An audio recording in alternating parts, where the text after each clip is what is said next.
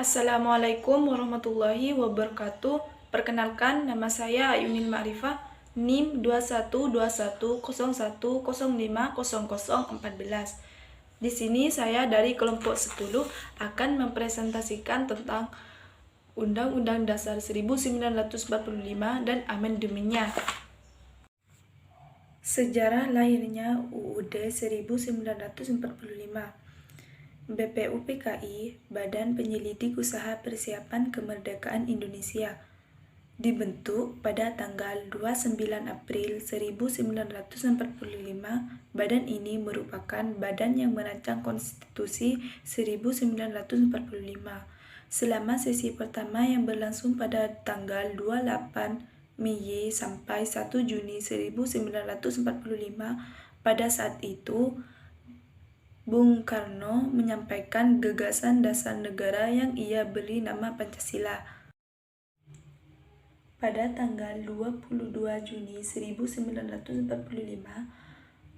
ada 38 anggota BPUPKI membentuk panitia 9 yang terdiri dari 9 orang untuk merancang Piagam Jakarta yang akan menjadi naskah pembukaan Undang-Undang Dasar 1945.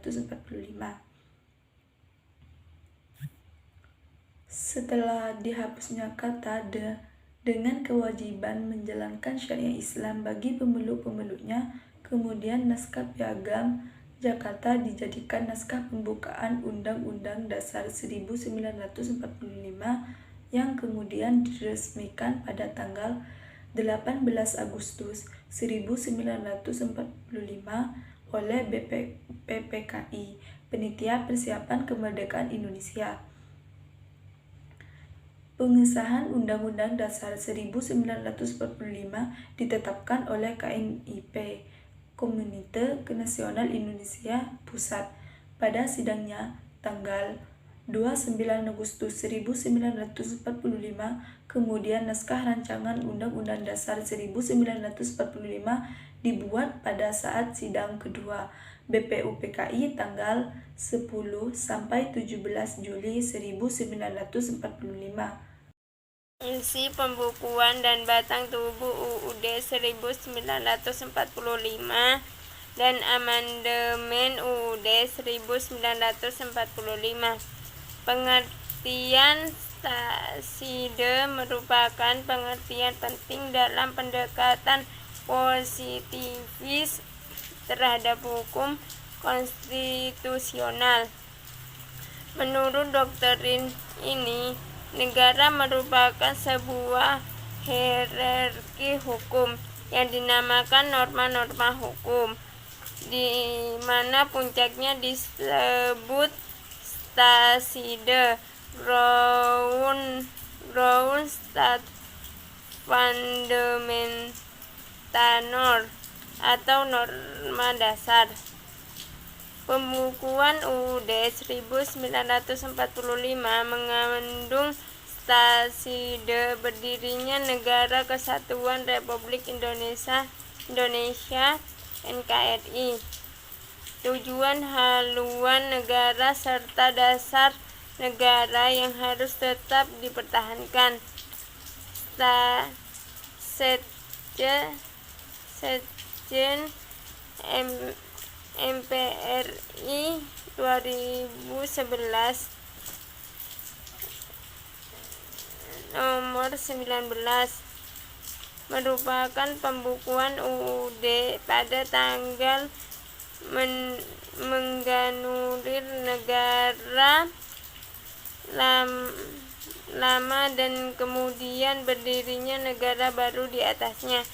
Namun pendapat itu lebih mendekati sebagai trauma terhadap mukadimah RIS dan UUDS 1950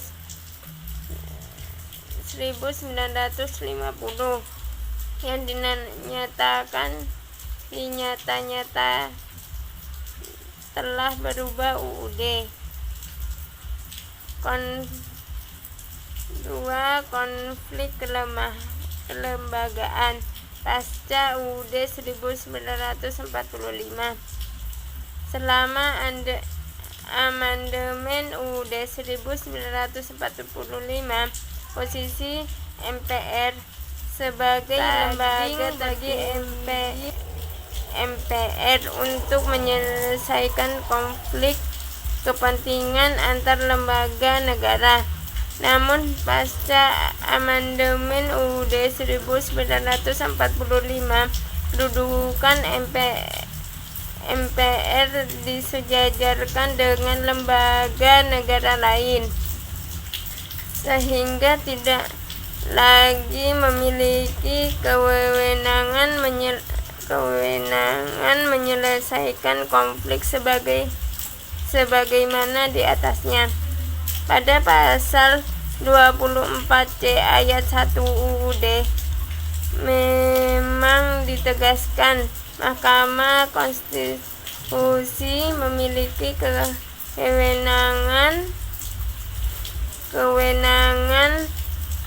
memutus serta kewenangan lembaga negara yang kewenangannya diberdirikan. Sekian dari kelompok 12.